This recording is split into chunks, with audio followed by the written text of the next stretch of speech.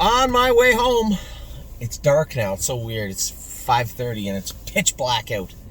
Had worse days. Not a bad day at all today at the Meadows. Now, I woke up today a little concerned. It was a blizzard. Not a blizzard. That's not true. It was just snowing pretty good at Northfield, which made it really hard. I got to go with a couple of babies, I think. Everybody looked good to me. I had to train today. We trained Red Overbach today in the jog cart. I trained him in 2:11 in the jog cart.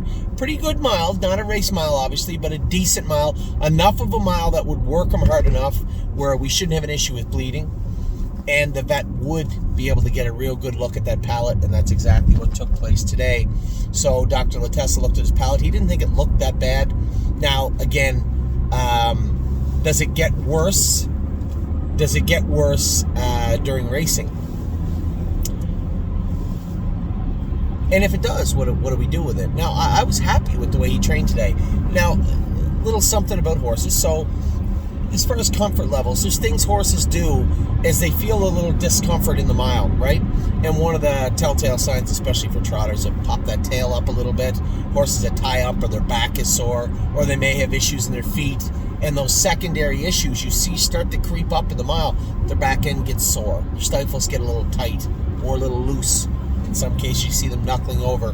But you see that tail kind of pop up in the air a little. It's usually a telltale sign of a little bit of discomfort in the horse. I'm always trying to watch him. Now, I thought when I trained him in Ontario a couple of times when Dominic wasn't there, I thought he was off a little bit left front more than anything. But today, I didn't find him that way at all.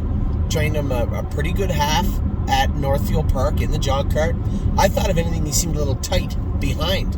Maybe off a little bit left hind, and Mike said the same thing. I obviously don't want to lead the vets, right? When I ask them to look at a horse, I'll give them what they're going through, but I don't want to lead them to the conclusion I've come up with, right? And it's easy to do so sometimes. Oh, he's over in a shaft. It's got to be a stifle. I would rather just say, hey, did you look at that horse? And that's how I always deal with Mike too. And Mike said, yeah, I thought he was a little bit off in his lower hocks. His back was a little tight. He said his feet might bother him a little bit under scope. He said his palate, yeah, I see the laxity. He said, but I don't think he's bad unless he's one of those intermittent entrappers is what he called it, right? And you can go about that a number of ways. At the end of the day, what you want to get to is a point where you can manage it. And as I said to you guys last week, a lot of those airway issues are caused from stress. And if anything else, they are exemplified by stress. And you might be able to, like Red Overbach won in 53, and we scoped him that night. Yeah, his palate was a little weak, a little, what they call it, laxity. I'm trying my hardest not to use the word paralyzed. A little bit on one side, just a little weaker than the other side. But the horse just won in 53. But as your horse maybe gets a little sick, maybe there's some blood in there, all of a sudden you get some irritation in the throat area, which only is going to compound what is going on up top. So it's always this chess match to keep him good. But to keep him good in his throat, you also have to work on his issues, because if his hocks are sore or his back is sore, then you're going to have him under more stress. I got almost to the 5/8 before that tail started to pop up a little bit on that guy today. So that tells me as he started out his mile, he was okay. But as we got into our mile, which wasn't even a strong raceway mile, he started to get a little, as I said, discomfort. So we got to work on all that stuff, and this creeps up. It's the end of his season too, so all this stuff creeps up on everybody. Can you mitigate it? Can you work on it? Can they work through it? Or is it something where you got to say, okay, we're going to address that throat in a surgical way. We're going to give him time off. I don't think we're there, but that's why he's here.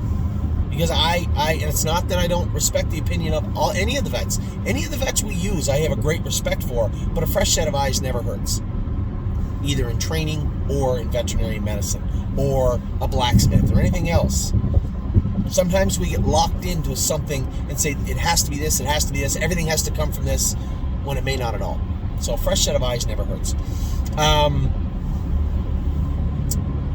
want to end with the one that impressed me greatly. I love the way that Home the Tone trained today. Trained him a mile and a half. We usually train him a mile. I trained him a mile and a half today because I wanted to see how he felt when he too started to get a little tired. He's a big boy training on a half-mile track. How's he going to be at a rated mile of 15 with a first half and 20 or 25? How's he going to feel on the end of the mile? You could tell it was his first time training a mile and a half. He was a little out of sorts. He didn't really know what was going on. Hey, bud, you missed your exit. We're supposed to stop back there. But he was good about it. I'd like to see him train at a mile and a half speed for the next 2 weeks. On Wednesday, I'll be there, and back again on Saturdays. I'll try and be there this Saturday also. I have to talk to Amy and the kids. It's a little tricky for me this time of year. I can go anytime. Right? You guys know that, but I have a family. So what I would like to do is bring Amy and the kids with me to Ohio Friday after school, spend the weekend there. And if we have to come back a little bit early because Addie wants to go to her dance class, then that's what we'll do. But I do want my family there, so I'm going to try and be over over in Ohio on Saturday to go with those horses again. So Home the Tone was good. Red Overbach was good. Favorable Scope. Mike was happy with what he saw. He felt that he found some spots he could work on. And then Dustin Hanover was so good. By the time I trained Dustin Hanover in the race bike, there was at least an inch, if not an inch and a half of snow on the track. It snowed fairly strongly this morning. And I trained him in 2 minutes, last half in 59, 58 and a piece, 59. He was very, very good. I was very happy with the way Dustin ever trained. Now, I told everybody, I'm going to train their school that horse in 56 before I qualify him. I want him ready to go to war as soon as he comes behind the gate. And I was very happy with him today, but I still think I'd like to see him. His gait is getting better, which tells me he's getting stronger in all the ways we want him to. He's getting there. He's very close, but not quite. Almost there yet. So I get in the car right after that. Oh, I knew who I went with. The Father Patrick guy that was trying to kick everybody. The new guy, the one that was out of the sister to Solveig. He was putting on a show the first 2 days kicking. Well, he wasn't kicking today. I worked him a little bit harder today, and by the end of his workout today, he was very obedient. It was a little hard work for him, and he was perfect. I was happy with what I saw from him. I had a long talk with Jason and the staff over here about expectations, what I want to see in the barn throughout the winter, over the winter into the spring, especially our new employees that we had hired. They're starting to learn the ropes now. This is what I expect from you next. This is how I want you guys to be able to move and operate as a barn over the winter. So I was very happy with that. Had a great conversation with Jason Merriman via text because we didn't go with the babies yesterday. So him and I talked via text yesterday and then again in the barn this morning. As I said, I think he's going to be a great addition to the barn. The Jason McGinnis, who already has proven he does a fantastic job on the racehorse side and helping us also with the babies.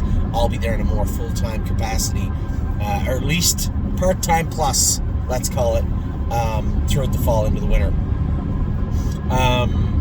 Then I get in the car, drove all the way over here. We Kings County in the first race, man. I didn't know how he'd be. I know that as soon as I went on the track, he felt a little pacey, but I remember it's been a long time since I drove him. I remember he gave you that feel, right? Plus, I know that Stacy had been wearing bandages on him behind, and she put boots on him today. Was that going to play a role? It didn't. I scored him down a little bit, which I don't often like to do, but I wanted to make sure he was ready for that first turn because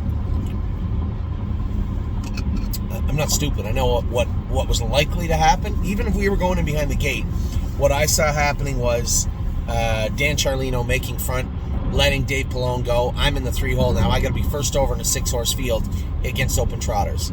Not my really preferred place to be with Kings County. I knew if I got him away on the right foot that, once I started him up, he was going to be, you could see coming in front of the grandstand that there was no shot I was going to be able to let Dave Pallone go. Kings County felt great, and I got to be honest, he wears a cheek roll. I knew that Dave Pallone was out of gas, and he had dropped in behind me, which means Whiskey Blue was out of gas. Those were my two biggest competitors. I saw the other horse on the outside making a break. It never dawned on me there was another horse to worry about in the race. And quite frankly, I didn't want to torture and gut. I didn't want to be balls to the wall coming out of the turn on forgive my French, coming out of the turn on Kings County and drive him right through the wire. The horse is a fantastic horse. I was just going to let him coast. I was just going to let him coast the whole way down the lane. And I looked ahead and I just picked at him. I looked over my shoulder and here comes this blur out of the backfield. Keystone Chaos. I knew it was him as soon as I saw him coming. I said, oh, it's a pretty good horse. And I knew he had the momentum. He had the jump on me. I didn't think I would be able to hold him off. And Kings County still never saw him coming. He's got a cheek roll on the outside, right? Just a roll on the outside. So he couldn't see him coming, and he was way out on the outside anyway. By the time he knew he was there, he was gone. So I guess after we come off the track, I said to Stacy, she goes, he never saw him coming, did he? I said, well, he didn't see him coming, neither did I until it was too late. I said I wasn't going to drop the hammer on him coming out of the turn just to win by 6. I thought I was going to win by 4 or 5 lengths, and then here comes this, as I said, a blur out of the backfield. The horse raced great. Kings County, such a nice horse, and that was such a good mile. It was muddy, just cold enough to be horribly miserable on the track today. That's how cold it was.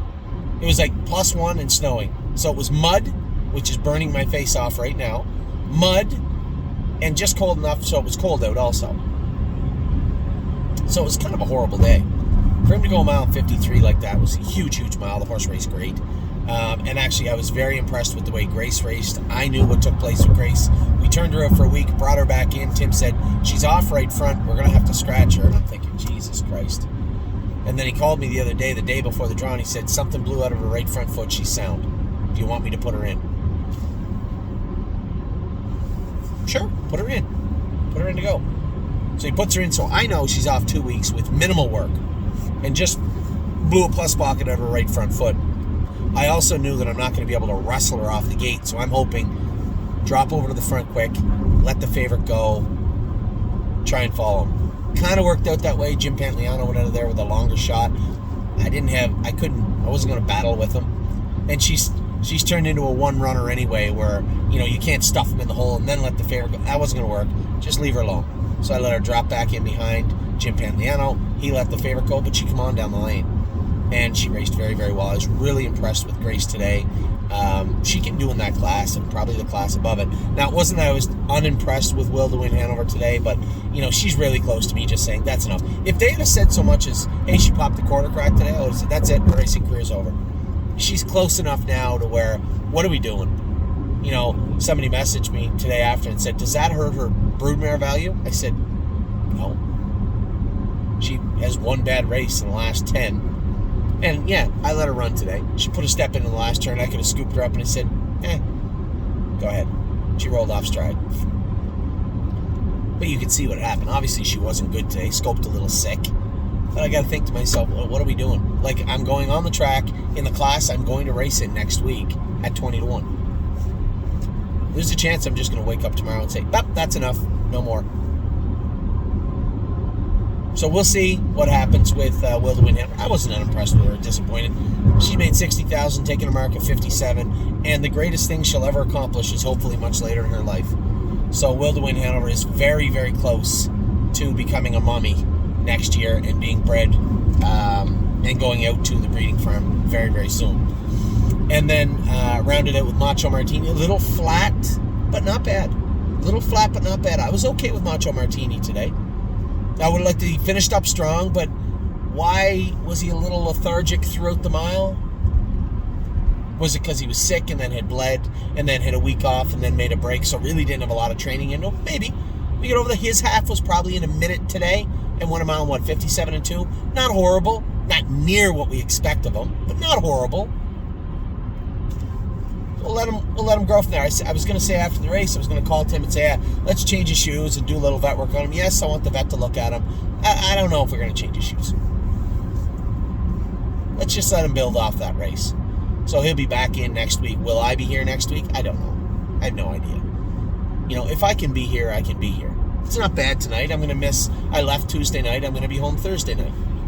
I'm going to climb into bed at 11 o'clock at night, which is much earlier than I did last night in Northfield. It was not the end of the world.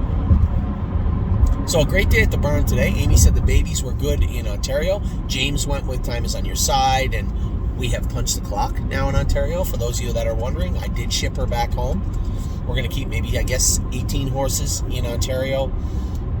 So those 2 horses James went with, and 3 others today. For those of you who maybe don't know, James has not been with us since last May, so he's going to start hopefully very soon. Him and Danny are going to run the baby side of the burn here and there in Ontario, and have 3 good caretakers underneath them. So should be a lot of fun for the winter, a lot of fun with the babies and with all the racehorses. And as I said, a good day today at the stable.ca. Not done yet.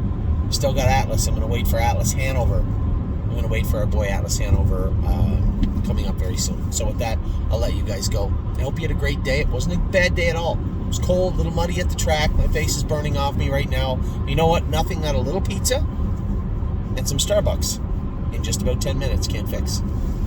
Take care.